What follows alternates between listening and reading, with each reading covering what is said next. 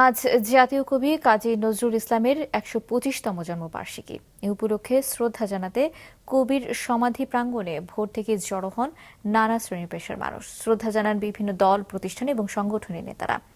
কবি পরিবারের সদস্যরাও শ্রদ্ধা জানান। জন্মদিনে সরকারি ছুটি ঘোষণার আবেদন জানান তারা। আওয়ামী লীগের পক্ষ থেকে শ্রদ্ধা নিবেদন করেন দলটির সাধারণ সম্পাদক ওবায়দুল কাদের। বিএনপির পক্ষ থেকেও জানানো হয় শ্রদ্ধা। রাজনৈতিক ইস্যুতে দুপক্ষই দেয় পাল্টাপাল্টি বক্তব্য।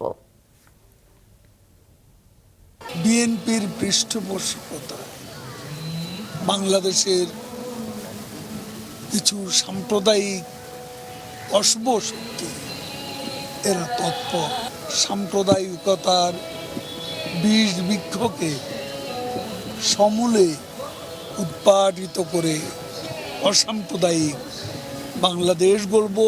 আজও আমরা গণতন্ত্র হারা, অধিকার হারা।